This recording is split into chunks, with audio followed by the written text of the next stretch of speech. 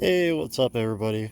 So we're under quarantine, and I've been going through some spare parts and stuff to see what I bought over the years and just never got around to installing.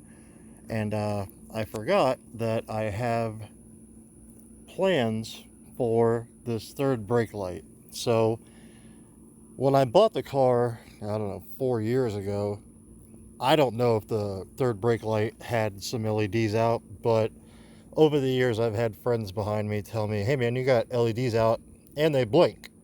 So maybe I'm alone today, so I don't really have a way to hit the brake and show you the light at the same time.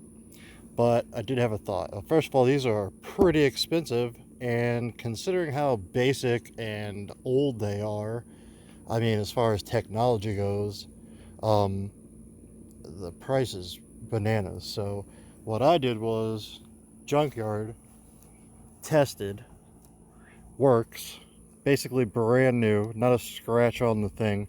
It came off of a 14, I think, if I remember correctly.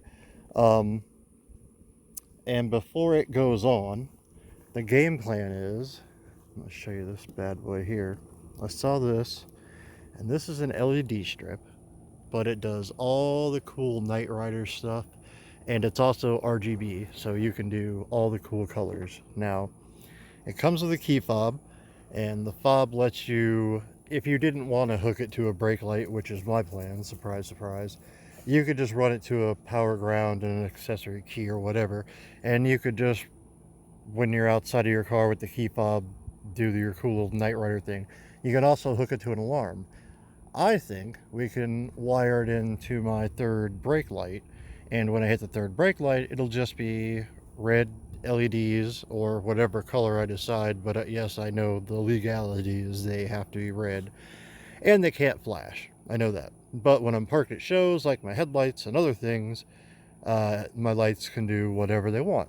So I want to integrate this bar into here, but you can see significant size difference, and I am definitely no wiring expert. So tomorrow the game plan is we're going to try and retrofit. If there's a way to trim that down without destroying it, hopefully not, because it wasn't super expensive, but it wasn't cheap either. Uh-oh, raccoon in the yard. Sorry. Good job. Keep them fucking raccoons out of here. Yeah, so we're going to try and trim that down and get this box and hide. Shut up. Get this box, and it's going to have to hide in here. It'll live in there somewhere, and hopefully retrofit the light into there. If that doesn't work, obviously what we'll do is just put the replacement one in. But the game plan is to get that bad boy to where I can be outside of the car and I can hit the switch, or I can hit the fob and I can light it up any color and do all the different patterns or whatever I want to do. I know it's completely possible. I just don't know jack squat about wiring. So I'm hoping that my buddy is going to be able to help me out tomorrow.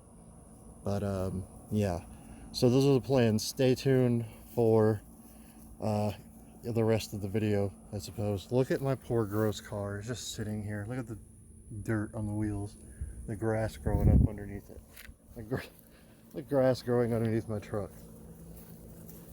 This is how long it's been. Yeah, quarantine sucks, but I want to live, so yeah, those are the plans. Later, taters.